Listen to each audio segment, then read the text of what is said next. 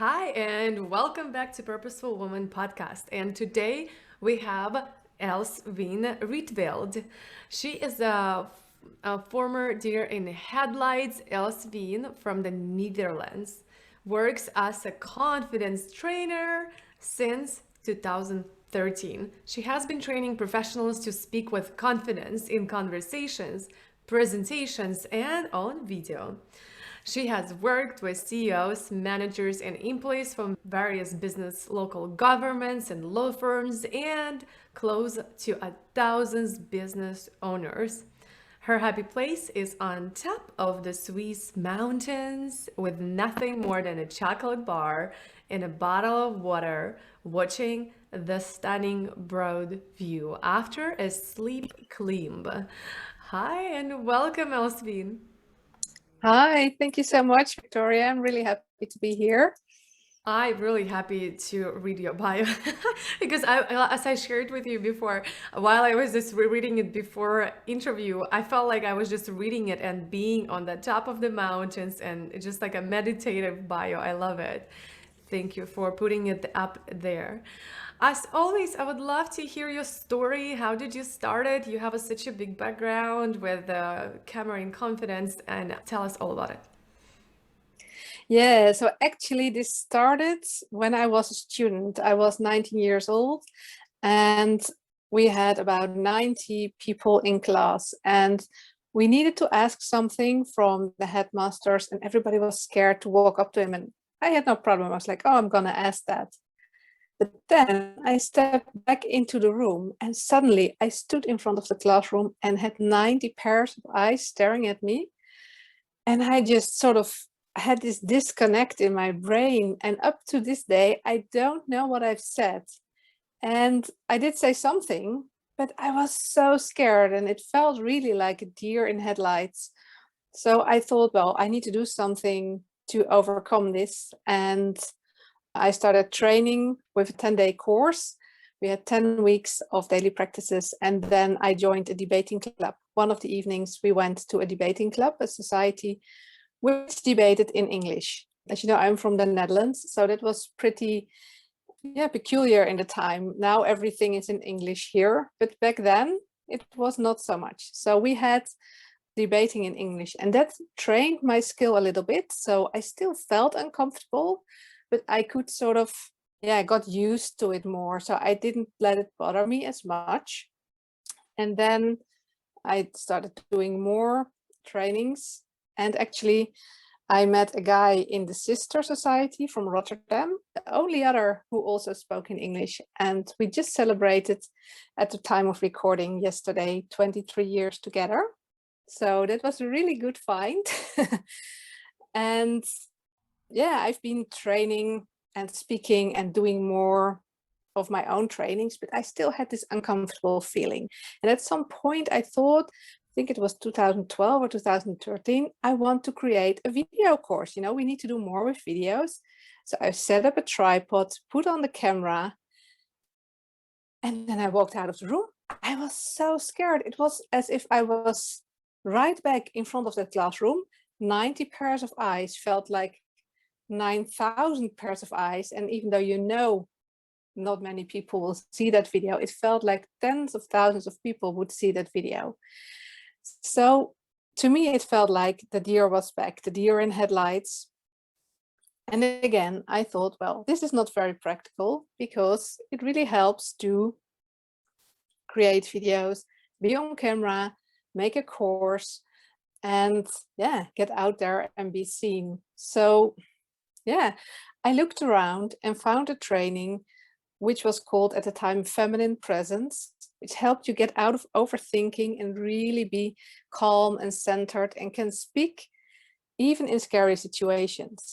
And the funny thing was, I implemented it not only for my videos, but also in my public speaking and in the debates. I still did. And that was the first time, like I said before, I did it, but I still felt uncomfortable, very nervous beforehand, uncomfortable in front of the group and the camera. And implementing these tools and techniques really made a difference for that. So since then, I have been incorporating that with my background in speech therapy, kinesiology, debating, and this presence training. I work a lot with men as well. And like you said, I've been doing that since 2013, basically, with bigger groups, smaller groups, and one-to-one, and of course, online.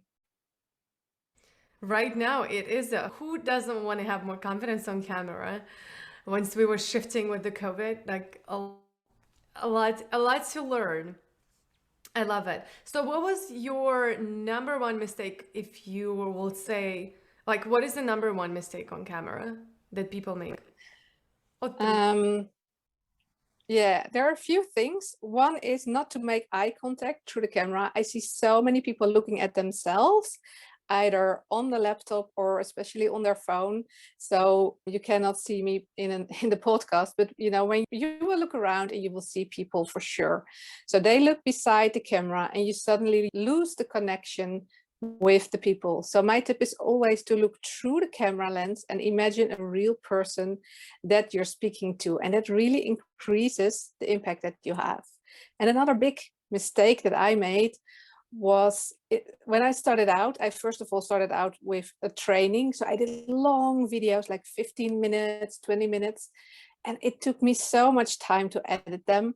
I would cut out pieces. I would cut out every and wanting it to be perfect. But then it looked really weird because you see all these pieces stuck together. So, people make mistakes all the time. If you misspeak something, just leave it in there. I just recorded my LinkedIn profile video and I did a small, I did say a word not right. So I said it again and I just kept it in there. This is how we are. We are real people and people want to be real. And the third probably is reading. It gives you a full sense of security and people really want to make that connection with you. And when you do a video about yourself or your topic that you're an expert in, you don't need to read, unless you're reading the news or something, information from somebody else, that is perfectly fine to read. But when you're speaking from your expertise, write down a few bullet points and really just picture your ideal client. They're loving you, they're nodding and listening, and just inspire them with your information and your story and your tips. And you don't need to read. I love it. I think it's perfect. Right now, you can, if you're listening to this podcast, you can see us, but if you're watching on YouTube, you will see us, and you can see that if you ever watch this podcast, a video on actually, there is every episode, there is a video, and you can go to episode page and see the video as well with the transcription and audio. But you will see that I'm actually looking at the camera because I have a teleprompter, and this not to read things because I record things just myself, but to see people when I speak with them and also make an eye contact while I'm speaking, because it's so important. And that's what I realized throughout COVID. It's kind of awkward when you're looking at the side and the camera is on side. It's like so weird. All right. So, and the last question that I ask on this podcast, I would love for you to fill in the blank. If you really knew me, you will know that I am blank.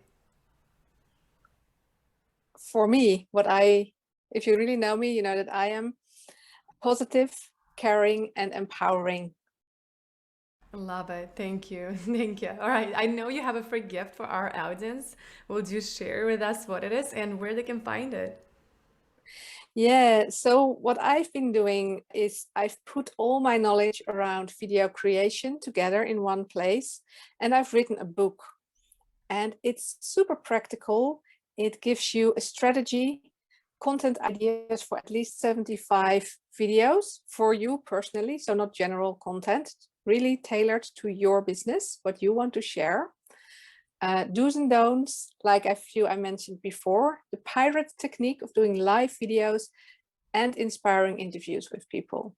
And if you go to getcomfortableoncamerabook.com, you can read more about it. You can take a sneak peek to the interviews, and the Kindle version is only 99 cents. So you can really get your hands on the book right now and enjoy all the tips that are in there to improve. And it's called Get Comfortable on Camera. Awesome. Thank you so much. And as always, I'll see you in the next episode. If you have any comments, always DM me or also DM Elsewine about her book and this episode. All right. Thank you. And I'll see you in the next episode. And if you love this episode and you would love to see more of that, click the subscribe button to Purposeful Woman Podcast. And don't forget to text us to stay in tune with the Purposeful community for awesome tricks by texting to number +1 401 399 4105. And we will link descriptions in the episode to all of that we mentioned today. Bye. Turn your one day to day one with a purposeful day.